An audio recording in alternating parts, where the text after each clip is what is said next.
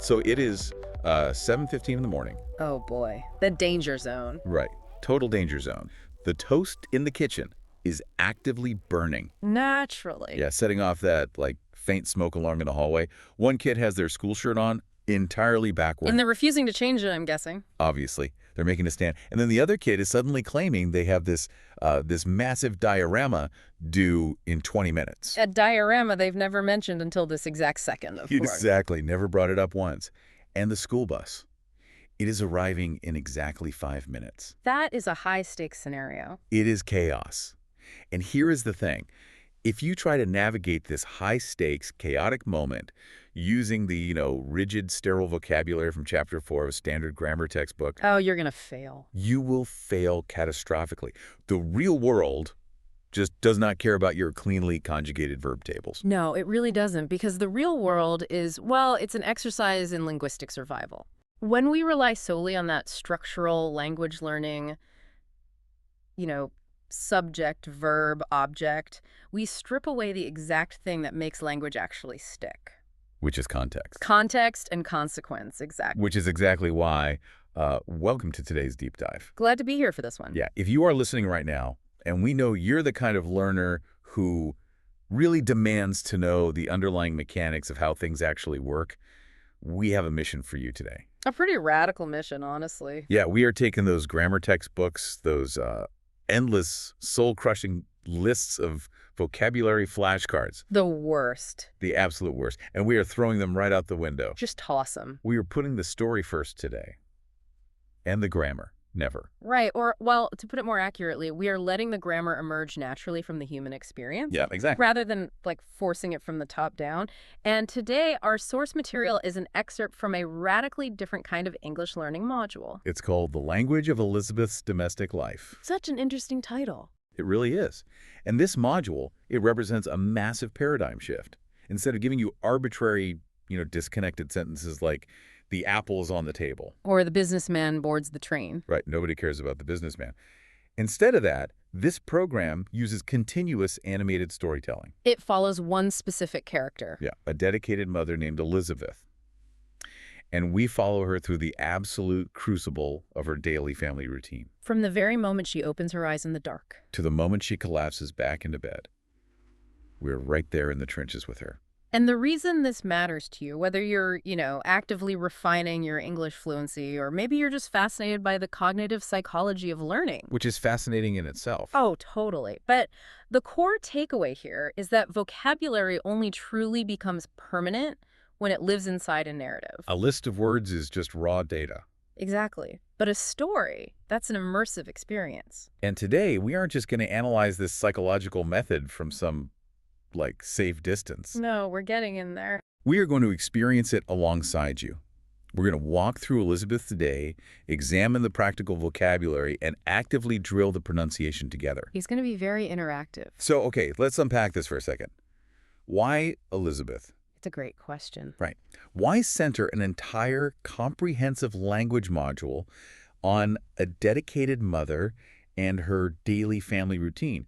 Because, traditional courses almost universally default to business English. Always. Ordering a coffee. Navigating a hotel lobby. Leading a boardroom meeting. Yeah, so why pivot entirely to domestic life? Well, we really have to look at the biological architecture of emotion in language learning. Okay, lay it on me. So when you analyze standard business English or travel vocabulary, it operates purely on a transactional level. Like, how much does this cost? Right, or where's the train station?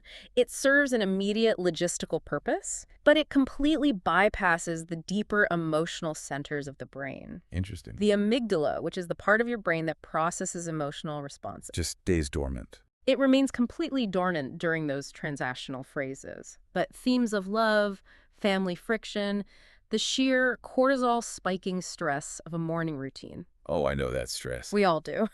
And the physiological relief of an evening.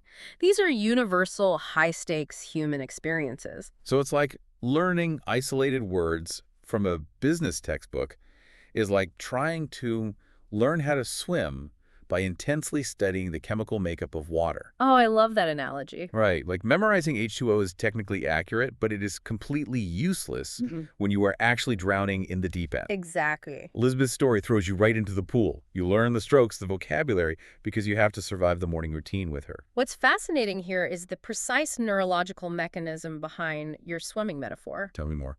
When we experience or even just simulate high-stakes emotional scenarios through animated storytelling, the brain's amygdala lights up. Like a Christmas tree. Exactly. It processes that emotional weight. So the anxiety of the ticking clock or the empathy for a struggling child. Right. And then it sends a direct chemical signal to the hippocampus, which handles memory consolidation. Okay, so the amygdala basically yells at the hippocampus. Yes. It essentially stamps the linguistic data with a tag that says, hey, this matters for our survival. Encode it deeply. Yeah. This is how episodic memory works. You aren't just memorizing the word hurry. You are biologically tagging the visceral feeling of anxiety directly to the phrase. I want you, the listener, to test this right now. Yeah, think about this. Reflect on your own native language. Think about the phrases that bypass your conscious brain entirely. The ones that just fall out of your mouth instinctively. I guarantee you the vast majority of your most ingrained expressions are tied directly to your childhood. The architecture of your home. Yes, and your family routines. The exact tone your parents used to de-escalate a fight. Or the cadence you use to comfort someone in pain. Exactly. That is the deepest, most foundational layer of human language. And that foundational layer is precisely what this module targets. It strips away all that superficial, transactional corporate speak. And roots the learner in the primal mechanics of care, organization, and connection. So with the neuroscience established, I think it is time to step directly into the timeline of the routine. Let's do it. We are going to extract the most critical, practical vocabulary from Elizabeth's day. The module outlines 5 key expressions. And we are diving straight into the deep end with the first 2. These really capture the essence of the morning hustle. Okay, so the alarm clock goes off. It is 6:30 in the morning. The house is dark. The silence is heavy, and it's loaded with the impending logistical nightmare of getting 3 distinct human beings fed, clothed, and transported. A total nightmare. Right. And Elizabeth, she cannot afford to let her children linger in bed. But she also knows that starting the day by just screaming at them, Which is tempting. very tempting. But that will spike everyone's cortisol and just derail the entire morning. Yeah, you can't start it at 10. No. She needs to initiate the daily routine gently, but with absolute, unbreakable authority. So she walks into the kids' room. She opens the blinds to let in that harsh morning light. And she delivers expression number 1. Here we go. It's time to rise and shine, everyone. Rise and shine. On the surface, it's a very common idiom, right? Very common. Historically, it actually traces back to biblical origins. Isaiah 60.1, arise, shine, for thy light has come. Oh, wow. I didn't know that. Yeah. And then later it was heavily adopted by the military to wake troops. That makes total sense. But within the domestic context of Elizabeth's mourning, it functions as a definitive psychological transition. It really is. It's the linguistic equivalent of a starting gun. Yes, disguised as a cheerful greeting. But the intonation is the only thing that makes this phrase work. If she mumbles it, the kids go back to sleep. Of course. And if she barks it like a drill sergeant, You your bet. kids wake up defensive and angry. Exactly. The tone of a dedicated mother here requires a very specific melodic contour. A contour. Okay, explain that. Well, it starts warm, it dips, and then it rises at the end to force the energy up in the room. Okay, this is where we put the theory into the body. Yes, the physical practice. The source material really emphasizes that practical vocabulary only solidifies through physical pronunciation practice. You have to speak it. And this is the most interactive part of our deep dive. So we're going to break this phrase down phonetically.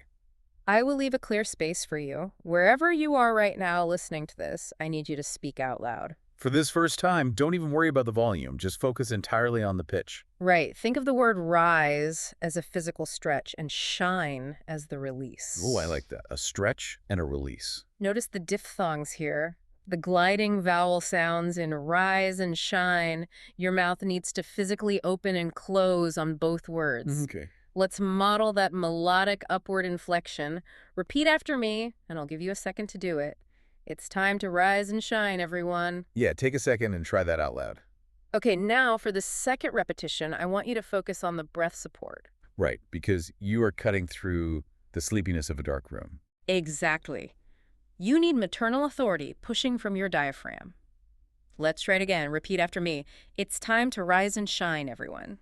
Go ahead, try it with that authority. You can actually feel how that alters your posture, can't you? You totally sit up straighter when you engage the diaphragm like that. It's biological. It really is. But, as anyone who has ever managed a morning routine knows, the peaceful transition of rise and shine has a shelf life of about 4 minutes. If you're lucky. Right. And then the narrative violently shifts from initiation to crisis management. We are right back in that kitchen scenario you described at the top of the show. The toast is burning. The diorama is missing. The clock is at 7:15 a.m. Elizabeth looks at the kitchen clock. She has to intervene right now. She needs a phrase that immediately accelerates the pace of everyone in the room without inducing a total panic attack. Which brings us to expression number 2. We need to get a move on. Get a move on. Such a masterclass in colloquial urgency. Okay, let me pause right here, though, and push back on the premise for a second. Sure. I understand why a mother in a kitchen needs this phrase. Yeah. Absolutely. Right. But if I'm listening to this deep dive on my commute, and I don't have kids, and my mornings basically consist of drinking black coffee in total silence with my golden retriever. Sounds lovely. It is. But why am I dedicating cognitive space to this domestic vocabulary? Is it, we need to get a move on, actually going to serve me in a professional landscape? I completely see your point, but that assumes the mechanics of leadership change just because the setting changes. They don't. They don't. The language of domestic management, so coordinating schedules, issuing directives without alienating your subordinates, Right. that is universally applicable. Think about managing a cross-functional team project. Oh, wow. That actually hits a nerve for me. Yeah. Yeah, I have a very painful personal anecdote about exactly this. Let's hear it. So a few years ago, I was managing a podcast production team. Yeah. And we were wildly behind schedule on a launch. Bad. The pressure was on. I walked into the studio, my cortisol was just through the roof, and I basically yelled, "You guys need to hurry the hell up, we're blowing this deadline." Oh, no. Yeah, the entire room just froze. I didn't speed them up at all, I paralyzed them with panic. And you ruined the culture of the room. Ruined it for a solid week. Right, because you used the language of sheer panic, which triggers the team's fight-or-flight response. Exactly. When the brain is in fight or flight, the prefrontal cortex, the area responsible for creative problem-solving, literally shuts down. Right.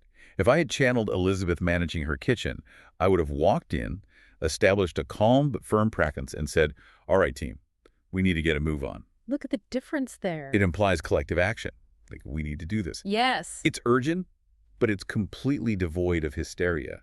She isn't just a mom in that moment. She is the CEO of the morning. The CEO of the morning, I love that. And the linguistics of the phrase actually support that collective action. How so? Well, to make it sound native, we have to look at connected speech. Native speakers do not pronounce this as 5 distinct blocks like get a move on. No, that sounds robotic. Right. It becomes a single fluid sound. The T in get is flanked by vowels, so it becomes what we call an alveolar tap, or a flapped T. Okay, a flap T. It sounds more like a soft D. It becomes getta. Get a move on. Exactly. Get a move on. The rhythm is entirely forward driving. It's not melodic like Rise and Shine. No, it's a drum beat. Let's drill this connected speech. Listener, I want you to imagine the clock ticking down right now. You are rallying your team. Whether they are toddlers or software engineers or just yourself trying to get out the door, focus on blurring the words together into that single rhythmic pulse. Get a move on. Let's try it. Repeat after me. We need to get a move on. Give it a try. Really blur it together. Okay, let's do it again.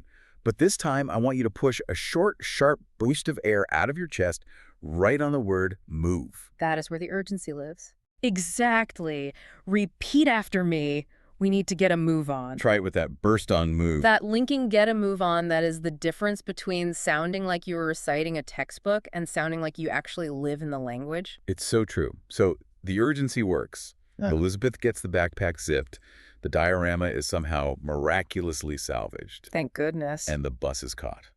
The morning hustle officially concludes. And as the module progresses into the mid-afternoon, the neurological demands of the language shift entirely. The vibe totally changes. Because the logistics are handled. So the vocabulary pivots to the emotional core of the source material.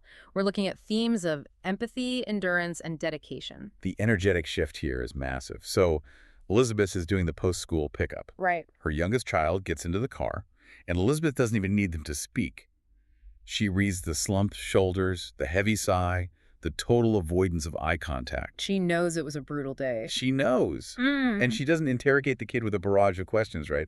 What happened? Who was mean to you? No, that's too much. She creates a safe space with expression number 3. How are you holding up? How are you holding up? This is a fascinating piece of pragmatic linguistics because we really need to distinguish this from the standard textbook greeting of how are you? Oh, yeah. Yeah. Because how are you isn't actually a question in English. No, it's not. It's phatic communion. Yes. It's social glue. If I say, how are you, to the barista making my coffee, and she unloads her childhood trauma on me. The social contract is completely broken. Completely broken. The only acceptable answer is fine and you. Exactly.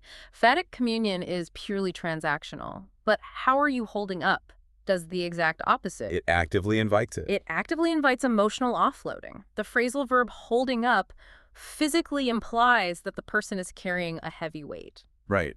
that their structural integrity is literally being tested. I love thinking about it as a physical weight. So by asking how they are holding up, you are acknowledging their burden before they even have to articulate it to you. You are telling them they are seen.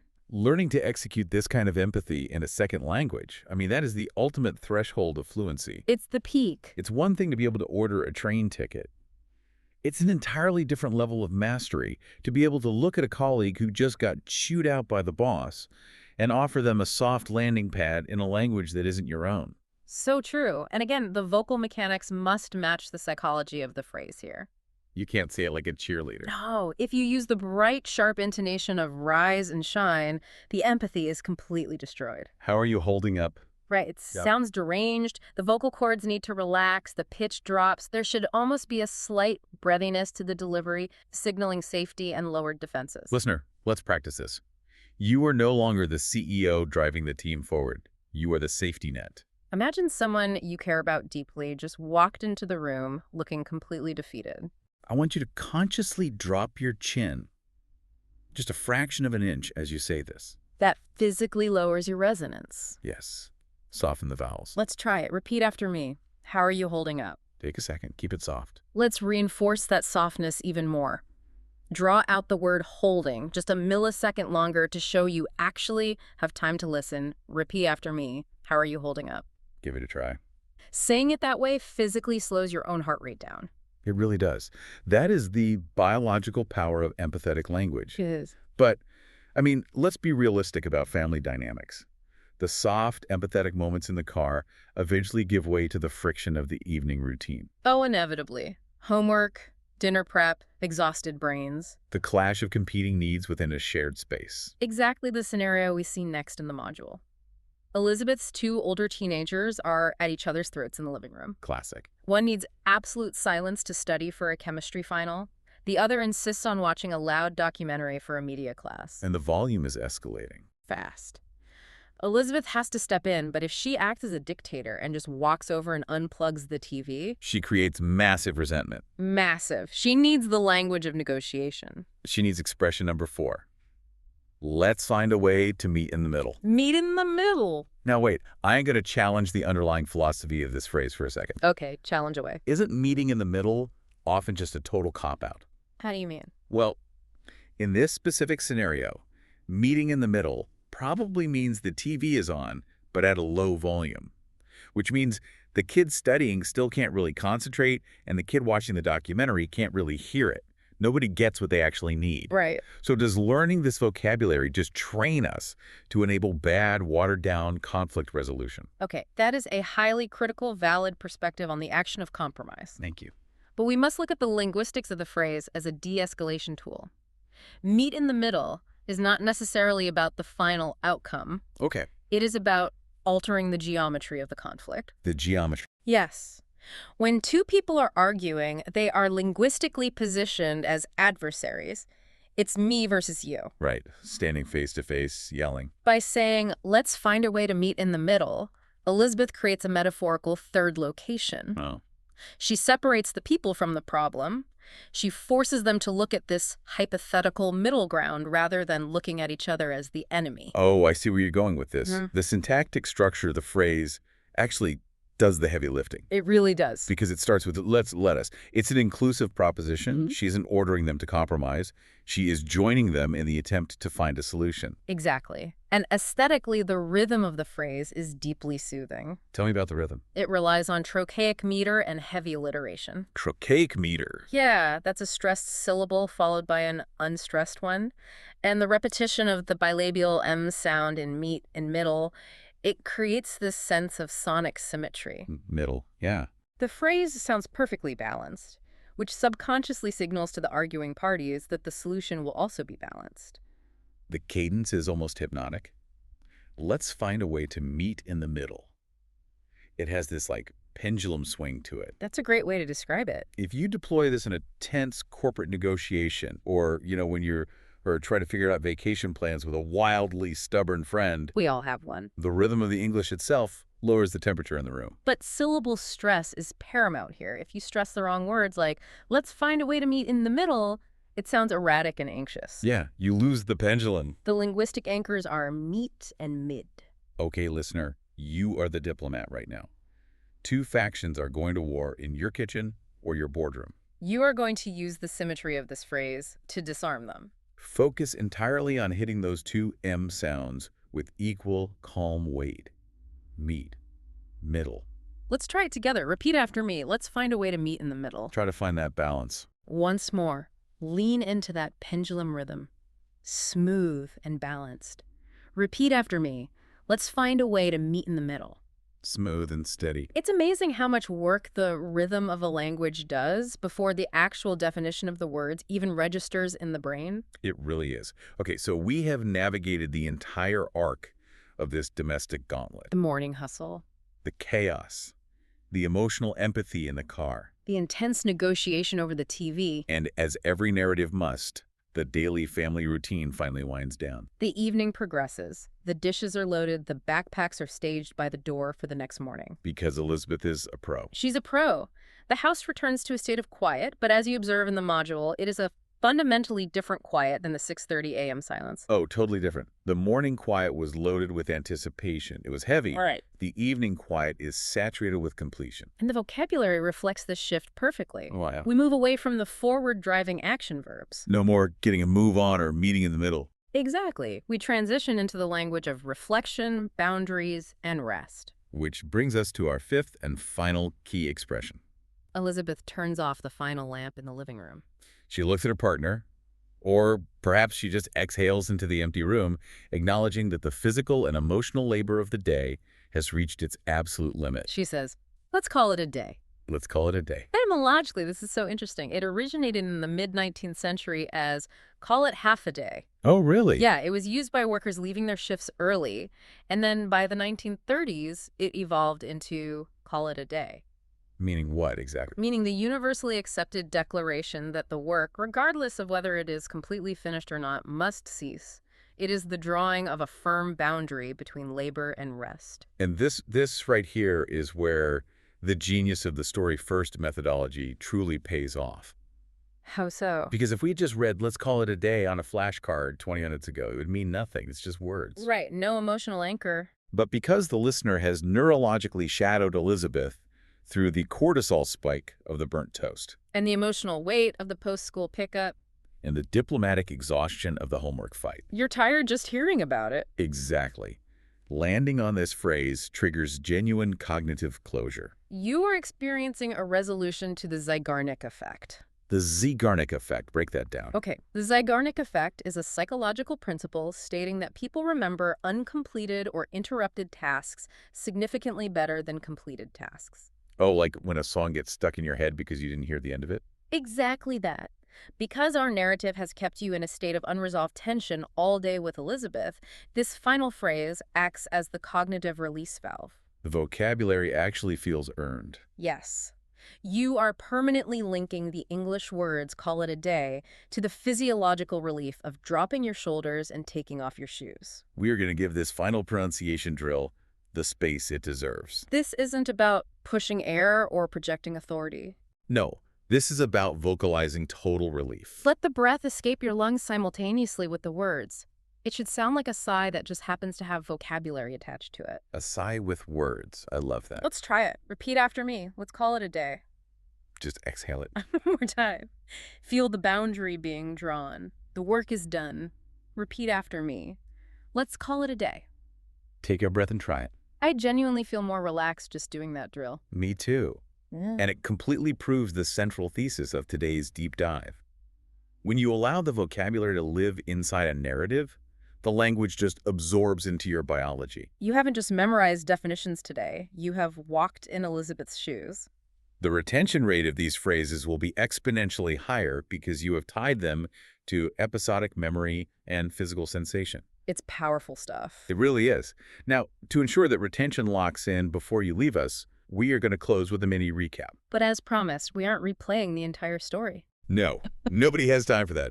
We are going to deliver a rapid-fire 60-second highlight reel. I want you to hear these 5 key expressions in action one last time. Contextualized in the exact chronological flow of the day. Architecture of domestic life from initiation to rest. Here we go. 6:30 a.m. The house is dark. The routine must begin. She opens the blinds and establishes authority. It's time to rise and shine, everyone. 7:15 a.m. The kitchen is melting down. The clock is ticking. She initiates collective urgency without panic. We need to get a move on. 3:30 p.m. The car door opens. A child looks defeated. She creates a soft landing pad for emotional offloading. How are you holding up? 6 p.m. A bitter dispute over the living room TV.